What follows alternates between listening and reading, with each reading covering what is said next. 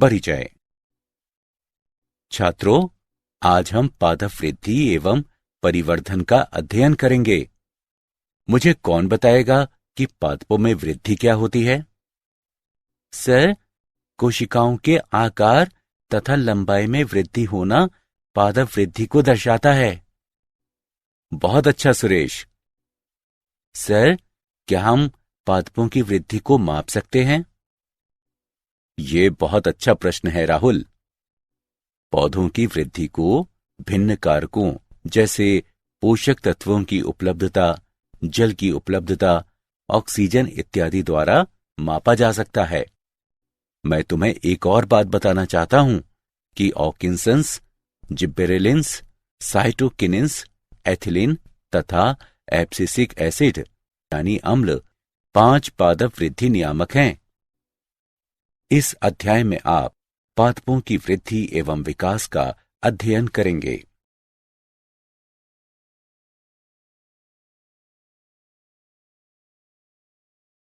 उद्देश्य। इस पाठ के अंत में आप निम्न करने में सक्षम हो जाएंगे। पादपों में वृद्धि का वर्णन करना, वृद्धि के चरणों की व्याख्या करना, वृद्धि दर को परिभाषित करना, वृद्धि की मात्रात्मक तुलना को समझना, वृद्धि के लिए दशाओं का वर्णन करना, विभेदन, निर्विभेदन तथा पुनर्विभेदन को परिभाषित करना, परिवर्धन को परिभाषित करना, पादप वृद्धि नियामक का वर्णन करना, दीप्तिकालिता की व्याख्या करना और वसंतीकरण की व्याख्या करना।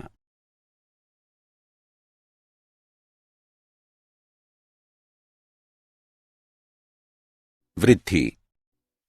विभाजन तथा परिवर्धन द्वारा कोशिकाओं के आकार तथा संख्या में अपरिवर्तनीय यानी अनिवृत्त बढ़त को वृद्धि कहते हैं। पादपों में वृद्धि प्रायः अपरिमित होती है। पौधों में ससीमित वृद्धि करने की क्षमता होती है, जिसके कारण उनके शरीर में कुछ खास जगहों पर विभज्ययोतक यानी मेरिस्टेम ऊतकों की उपस्थिति होती है। विभज्ययोतकों यानी मेरिस्टेम की कोशिकाएं स्वयं विभक्त होने में सक्षम होती हैं। विभज्ययोतक की क्रियात्मकता से जब नवीन कोशिकाएं पौधे के शरीर में जुड़ती हैं, तो उसे वृद्धि का खुला स्वरूप कहा जाता है। मूल शिखाग्र विभज्ययोतक तथा प्रारोह शिखाग्र विभज्ययोतक पौधे के दीर्घीकरण के लिए उत्तरदायी होते हैं। द्विबीजपत्री पौधों में पार्श्व विभज्ययोतक, संवहनी कैम्बियम तथा कॉर्क कैम्बियम पौधों की द्वितीयक वृद्धि के लिए उत्तरदायी होते हैं।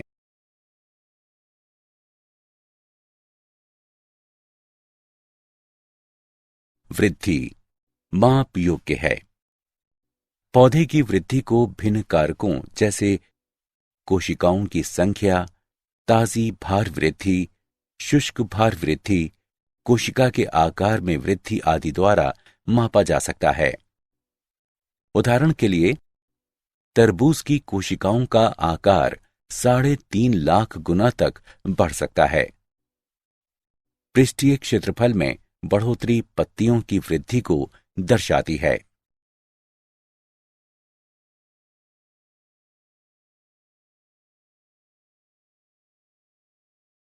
वृद्धि के चरण। वृद्धि की अवधि को 3 चरणों में विभक्त किया गया है। विभज्ययोतकीय, दीर्घीकरण तथा परिपक्वता। विभज्ययोतकीय चरण। विभज्ययोतकीय चरण में कोशिकाएं मूल शिखाग्र तथा प्रारोह शिखाग्र दोनों में लगातार विभाजित होती हैं। इन क्षेत्रों की कोशिकाएं जीव द्रव्य और व्यापक केंद्रक से भरपूर होती हैं। दीर्घीकरण चरण। इस चरण का उद्देश्य कोशिकाओं का दीर्घीकरण है। परिपक्वता चरण। इस चरण में कोशिकाएं अपने पूर्ण आकार, रूप तथा संरचना को पाने के लिए परिपक्व हो जाती हैं।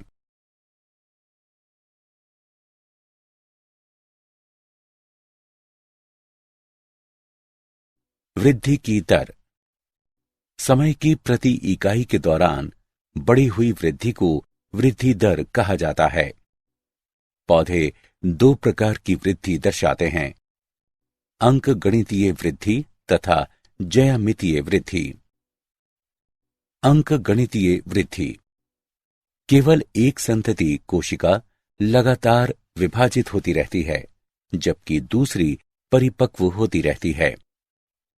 उदाहरण के लिए, निश्चित दर पर दीर्घीकृत होते मूल गणितीय रूप में LT बराबर L0 प्लस RT, जहां LT बराबर टाइम T के समय लंबाई, L0 बराबर टाइम 0 के समय लंबाई, R बराबर वृद्धि दर।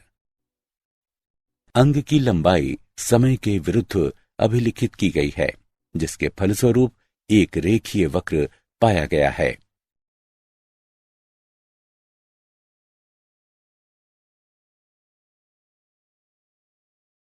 ज्यामितीय वृद्धि। प्रारंभिक वृद्धि धीमी होती है, जिसके बाद वृद्धि तेजी से बढ़ने लगती है तथा इसके बाद के चरण में वृद्धि फिर से धीमी हो जाती है। सभी कोशिकाएं, ऊतक तथा अंग इस तरह की वृद्धि को दर्शाते हैं।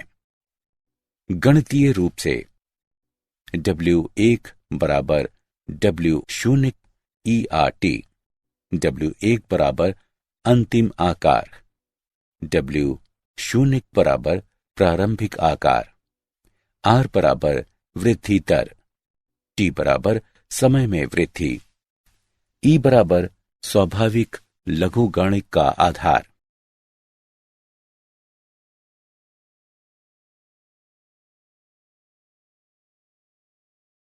वृद्धि की मात्रात्मक तुलना। वृद्धि की मात्रात्मक तुलना के दो तरीके हैं, परम यानी निरपेक्षिक वृद्धि दर तथा सापेक्षिक वृद्धि दर। मापन और प्रति यूनिट टाइम की कुल वृद्धि की तुलना परम वृद्धि दर कहलाती है। परम वृद्धि को A1 तथा B1 पत्तियों के निर्माण के लिए A तथा B पत्तियों को क्षेत्रों में दर्शाया गया है। दी गई प्रणाली की प्रति यूनिट समय पर वृद्धि सापेक्षिक वृद्धि दर कहलाती है। दिए गए चित्र में दोनों पत्तियों में 20 सेंटीमीटर वर्ग की वृद्धि हुई है, लेकिन पत्ती A में अपेक्षाकृत अधिक वृद्धि हुई है।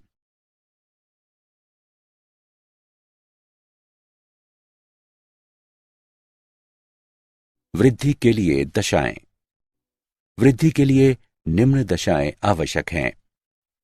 पोषक तत्व।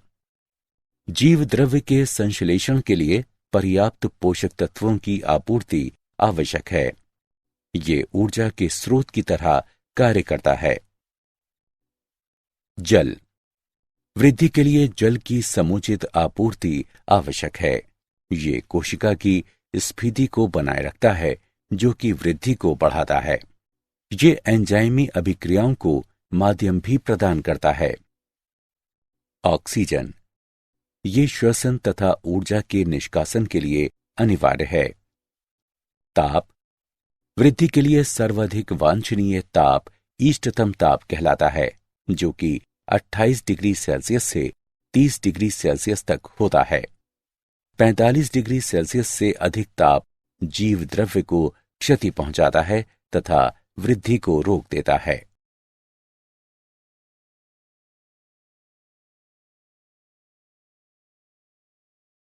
विभेदन, निर्विभेदन तथा पुनर्विभेदन।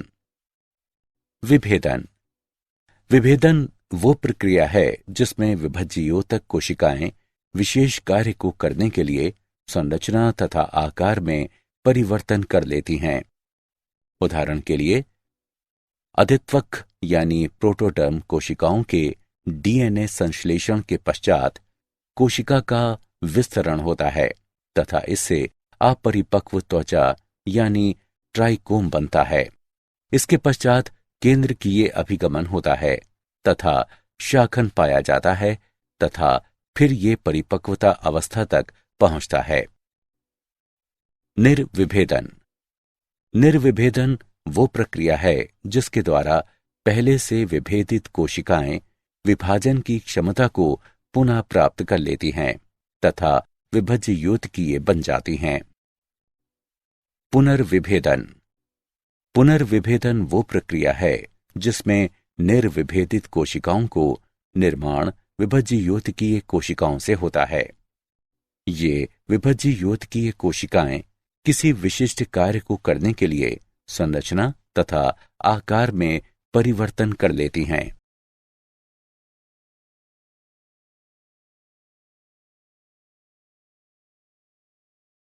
परिवर्धन। परिवर्धन के अंतर्गत एक जीव के जीवन चक्र में आने वाले वे सारे बदलाव शामिल हैं जो बीजांकुरण एवं परिपक्वता के बीच संगठन की निम्न दशा से उच्च दशा में आते हैं। पौधे जीवन के विभिन्न चरणों में भिन्न पथों का अनुसरण करते हैं ताकि विभिन्न तरह की संरचनाओं का गठन कर सकें। इस क्षमता को प्लास्टिसिटी कहते हैं। यदि भिन्न आकार वाली पत्तियां एक पौधे के समान अथवा भिन्न प्रारूप पर उपस्थित होती हैं तो ये अवस्था विषमपर्णता कहलाती है। उदाहरण के लिए लार्कस्पर एवं बटरकप।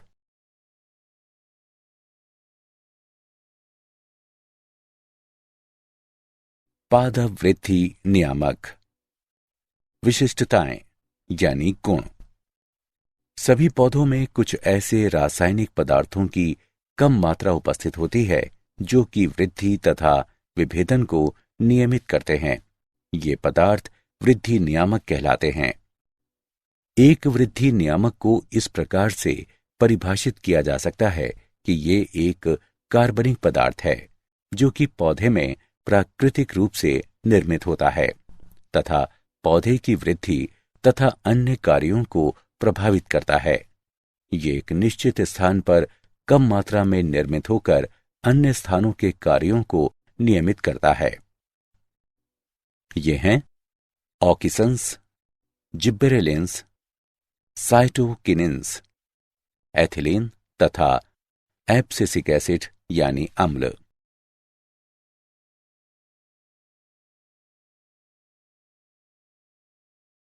पादप वृद्धि नियामकों की खोज। पिछले 60 वर्षों में वृद्धि नियामक पौधों से बड़ी संख्या में पृथक किए गए हैं। चार्ल्स डार्विन ने जब देखा कि कनारी घास का प्रांकुरचोल यानी कोलियोपटाइल एक पार्श्वी प्रदीपन के प्रति अनुक्रिया करता है और प्रकाश के उद्गम की तरफ वृद्धि करता है, प्रयोगों की एक लंबी श्रृंखला के पश्चात ये निष्कर्ष निकाला गया कि प्रांकुरचोल की नोक संचारणीय प्रवाह की जगह है जो संपूर्ण प्रांकुरचोल के मुड़ने के कारण है। ऑक्सिन की खोज F.W. वेंट के द्वारा प्रांकुरचोल के सिरे से की गई है। बेगेन सीडलिंग धान के पौधे यानी नवोद्भिद की बीमारी है जो रोगजनक कवक जिबरेला फूजिकोराई के द्वारा होती है। ई कुरोसोवा ने रोग रहित धान की पौधे में रोग लक्षण को बताया जब उन्हें कवक के जीवाणुहीन निसियंदों के साथ उपचारित किया। सक्रिय तत्व की पहचान बाद में जिब्बेरेलिक अम्ल के रूप में हुई।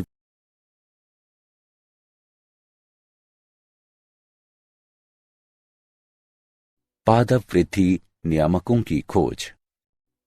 एफ स्कूग तथा उनके सहकर्मियों ने देखा कि तंबाकू के तने के अंतर्पर्व खंड से अविभेदित कोशिकाओं का समूह तभी प्रचुरित हुआ जब ऑकिंसंस के अलावा मीडियम में वाहिका ऊतकों के सत्व या यीस्ट सत्व रूप में दिया गया। स्कूग और मिलर ने साइटोकाइनेसिस को बढ़ावा देने वाले इस तत्व को पहचाना और काइनेट नाम दिया। 3 अलग अलग वैज्ञानिकों ने स्वतंत्र रूप से 3 तरह के निरोधक का शुद्धिकरण एवं उसका रासायनिक स्वरूप प्रस्तुत किया। वे निरोधक बी, बिल्गन सेकंड एवं डोरमेन हैं। बाद में ये तीनों रासायनिक रूप से समान पाए गए। इसका नामकरण एब्सिसिक अम्ल के रूप में किया गया। यह सुनिश्चित किया गया कि पके हुए संतरों से निकला हुआ एक वाष्पशील तत्व पास में रखे बिना पके हुए केलों को शीघ्रता में पकाता है। बाद में यह वाष्पशील तत्व एथिलीन के नाम से जाना गया।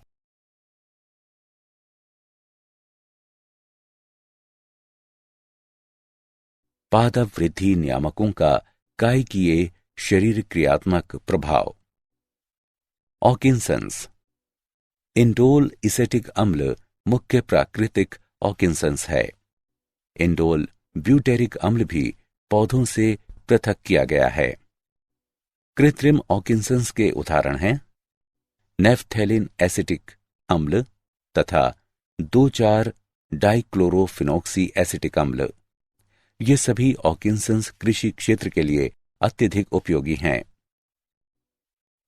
ऑक्सीसंस का पौधों पर कायकीय शरीर क्रियात्मक प्रभाव। कक्षस्थ कलियों द्वारा अग्रस्थ कलिकाओं का अवरोधन शिखाग्र प्राधान्यता कहलाता है तथा ये ऑक्सीसंस के परिवहन के कारण होता है। ऑक्सीसंस कैम्बियम तथा प्राथमिक विभज्योतकों में कोशिका विभाजन को उद्दीपित करता है। कोशिका के दीर्घीकरण में ऑक्सीसंस एक महत्वपूर्ण भूमिका निभाता है। प्रारोह सिरे तथा मूल सिरे पर ऑक्सीसंस विभिन्न प्रकार से क्रिया करता है। ये निम्न सांद्रता पर मूलों के निर्माण को बढ़ाता है। ऑक्सीसंस विलगन परत का निर्माण करके पत्तियों को गिरने से बचाता है। ऑक्सीसंस बीज रहित फलों के निर्माण को प्रभावित करता है। ये अनिषेक फलन भी कहलाता है।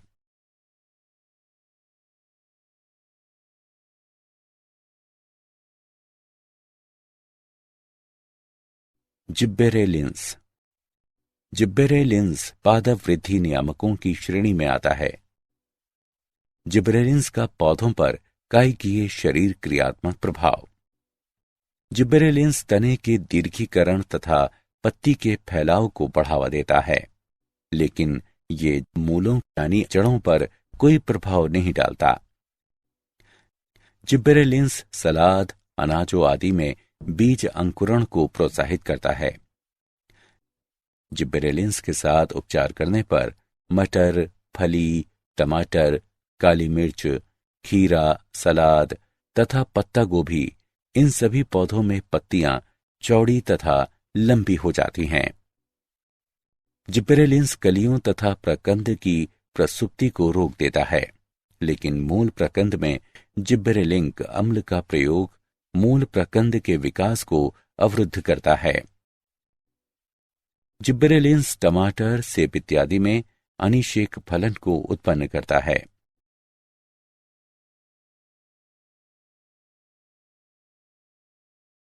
साइटोकिनेंस। साइटोकिनेंस का पौधों पर कायकीय शरीर क्रियात्मक प्रभाव। ऑक्सीसंस की उपस्थिति में साइटोकिनेंस कोशिका विभाजन को उद्दीपित करता है, यहां तक कि अविभज्योतकीय ऊतकों में भी। मृदूतक यानी पेरेन्काइमा ऊतक संवर्धन में जब ऑक्सीसंस तथा साइटोकिनेंस उपस्थित होते हैं तो समसूत्रीय विभाजन तीव्र हो जाता है। ये अनेक बीजों की प्रसुप्ति को तोड़ता है तथा उनके अंकुरण को बढ़ावा देता है। ये पार्श्व कलियों की वृद्धि को भी बढ़ावा देता है। साइटोकिनेंस प्रोटीन संश्लेषण को नियंत्रित करके पादप अंगों में जीर्ण की प्रक्रिया को कम करता है। ये पादप कोशिकाओं में लवण के संचयन में भी सहायक है।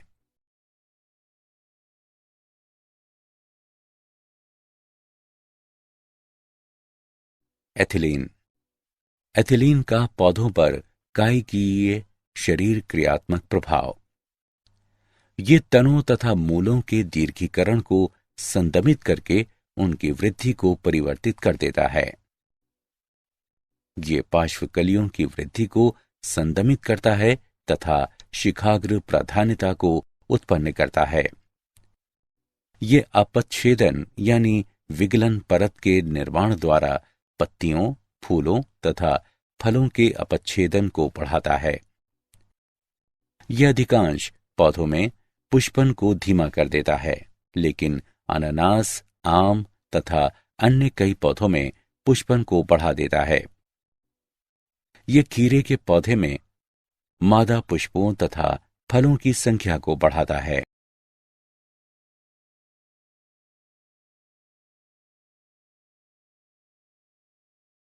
एब्सिसिक अम्ल।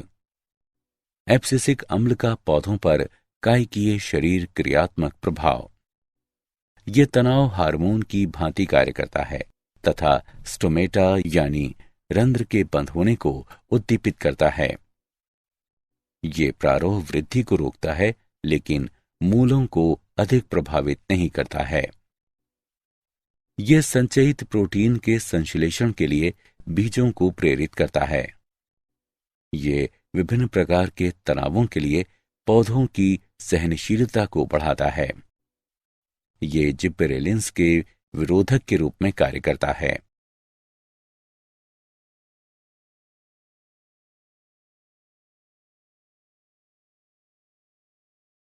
दीप्ति कालिता। कुछ पौधों में पुष्पन सिर्फ प्रकाश और अंधकार की अवधि पर ही निर्भर नहीं करता, बल्कि उसकी सापेक्षिक अवधि पर निर्भर करता है। इस घटना को दीप्ति कालिता कहते हैं।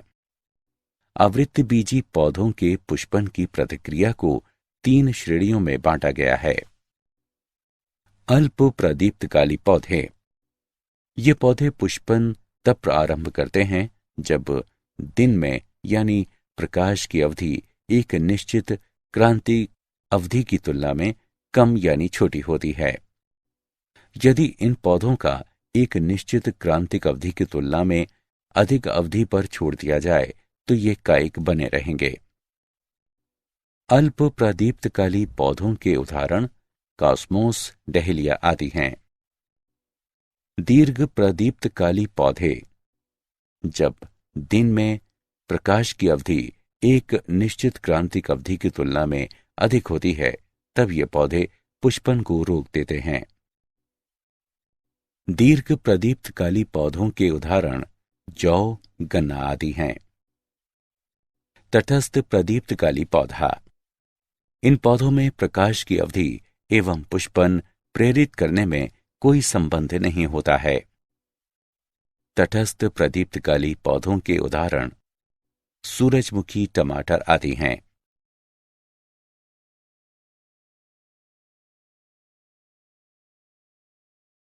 वसंतीकरण।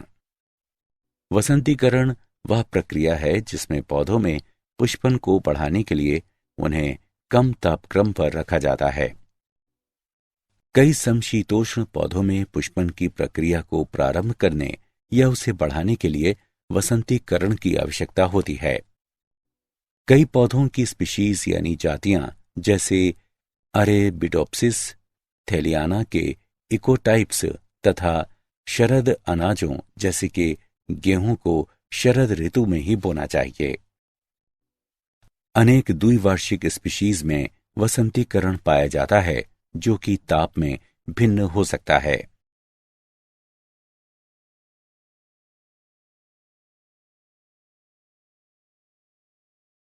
क्या आप जानते हैं पार्श्वमूल परिरंभ से विकसित होती है।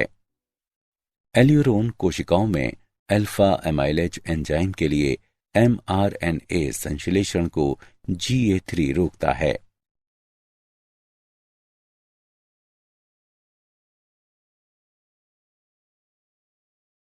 सारांश। आइए हमने जो कुछ सीखा है उसे संक्षेप में दोहराएं। वृद्धि को एक अवयव या अंग या इसके किसी भाग या यहां तक कि एक कोशिका के आधार में अनिवर्त्य स्थायी बढ़त के रूप में परिभाषित किया जा सकता है। वृद्धि के 3 चरण विभज्ययोतकीय, दीर्घीकरण तथा परिपक्वता हैं। समय की प्रति इकाई के दौरान बढ़ी हुई वृद्धि को वृद्धि दर कहा जाता है।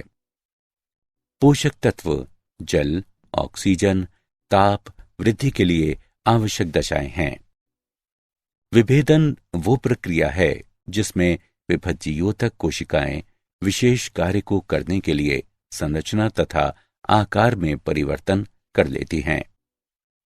निर्विभेदन वो प्रक्रिया है जिसके द्वारा पहले से विभेदित कोशिकाएं विभाजन की क्षमता को पुनः प्राप्त कर लेती हैं तथा विभज्ययोतकीय बन जाती हैं।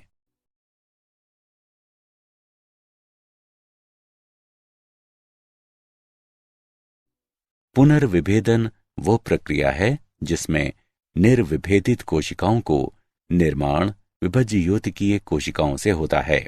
ये विभज्ययोतकीय कोशिकाएं किसी विशिष्ट कार्य को करने के लिए संरचना तथा आकार में परिवर्तन कर लेती हैं। ऑक्सीन्स, जिब्बेरेलिन्स, साइटोकिनिन्स, एथिलीन तथा एब्सिसिक अम्ल वृद्धि नियामक हैं। कुछ पौधों में पुष्पन सिर्फ प्रकाश और अंधकार की अवधि पर ही निर्भर नहीं करता, बल्कि उसकी सापेक्षित अवधि पर निर्भर करता है। इस घटना को दीप्तिकालिता कहते हैं। वसंतीकरण वह प्रक्रिया है जिसमें पौधों में पुष्पन को बढ़ाने के लिए उन्हें कम तापक्रम पर रखा जाता है।